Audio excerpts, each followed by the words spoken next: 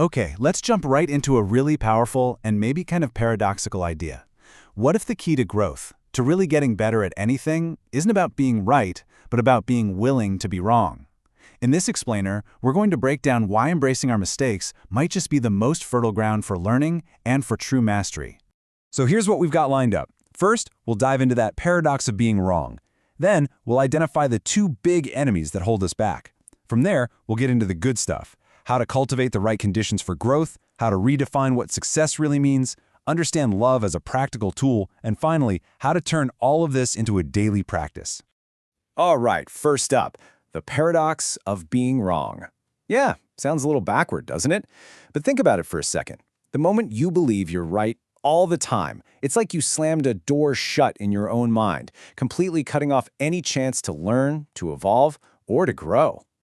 The physicist Richard Feynman he absolutely nailed it. Thinking you're right all the time is like looking at a map of your hometown and believing you've seen the entire world. It's a total dead end because it closes you off to any new information. Real growth only kicks in when you can finally say, hey, maybe my map is incomplete, or maybe it's just plain wrong. So what does it actually mean to be open to being wrong? This isn't about just putting on a show of humility. Not at all. It's about being genuinely, courageously open to having your mind changed. But let's be real, that's hard. It's tough because there are some really powerful forces inside us that fight against it. Which brings us perfectly to our second section, the enemies of growth.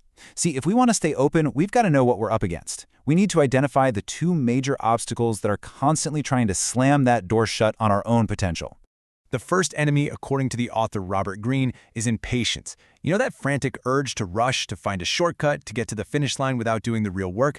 Well, that is the ultimate enemy of creativity. It forces you into imitation, just copying what's already out there, instead of giving you the space to create something truly new. And you can see the two paths laid out so clearly here. On the one hand, you've got impatience. That road leads to imitation, to borrowed ideas, and the end results is, well, it's hollow. But then, look at the other path, patience. That's the one that lets you grow something authentic and strong, like a tree with deep roots. It's how you find your unique voice and create something truly original. And the second enemy? It's worry. You can think of it as the storm we create in our own minds, one that we just refuse to let end. It's that mental habit of replaying a mistake from yesterday over and over and over again, and it just drains all your energy for today. Worry traps you in the past and steals your focus from right now. I love how President Harry Truman was so practical about this. His philosophy was simple. Once you've done your best, you move on. He knew he had to stay fresh for the next challenge. It's such a great way to think about it, right? Worrying is like trying to drive a car forward while staring only in the rearview mirror. It just robs you of the energy you need for the road ahead. Okay, so we've identified the enemies. Now for the fun part.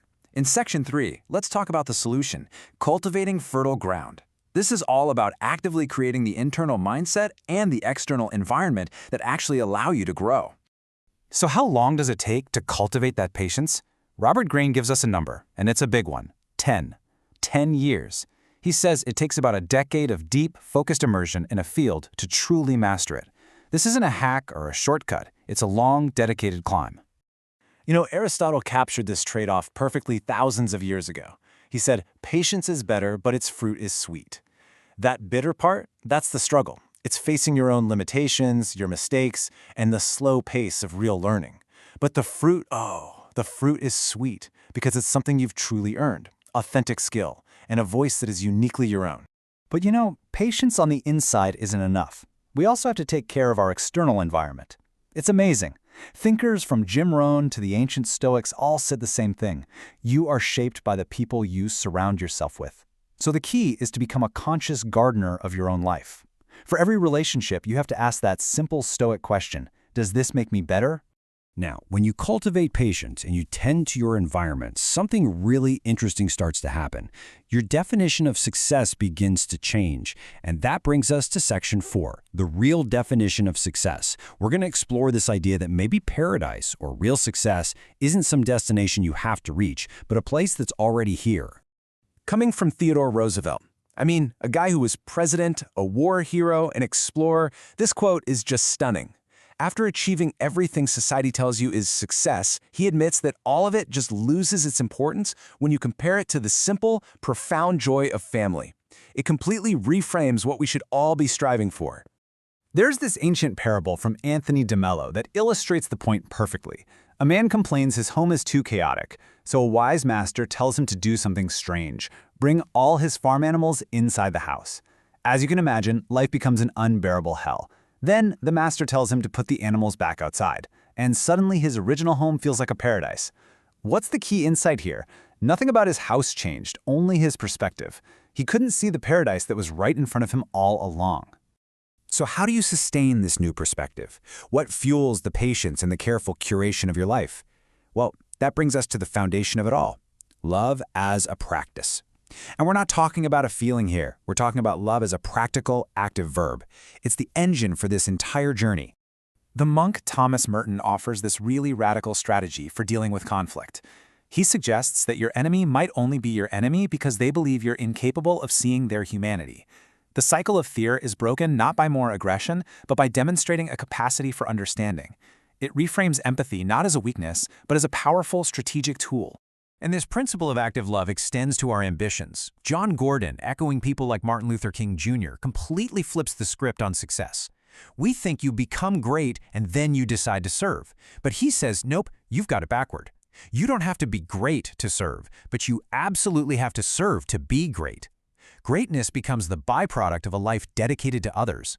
And finally, this idea of practical love applies to our work. Pearls S. Buck reveals the secret. The joy isn't in the paycheck or the promotion, it's in the work itself. Why? Because the pursuit of excellence, the process of doing something exceptionally well, is deeply, deeply satisfying. The joy comes from the mastery, from the love of the craft itself. Which brings us to our final section, your daily beginning. The goal here is to take all these big ideas and anchor them in a simple, accessible daily practice. The mystic Meister Eckhart gives us the core of the daily practice, and it's this: be willing to be a beginner every single morning. It means letting go of yesterday's certainties and just showing up ready to learn. In short, it means being willing to be wrong all over again. And of course, starting this practice can feel daunting. That internal resistance can feel immense. But as Nelson Mandela, a man who faced true impossibility, reminds us, every great change, every new beginning seems impossible right up until the moment it's actually done. So we'll leave you with this. The fertile ground of being wrong isn't just an idea to think about. It's a practice to live. It's a daily commitment to patience, to connection, and to the humility of being a beginner. So the only question left is, what impossible thing will you begin tomorrow?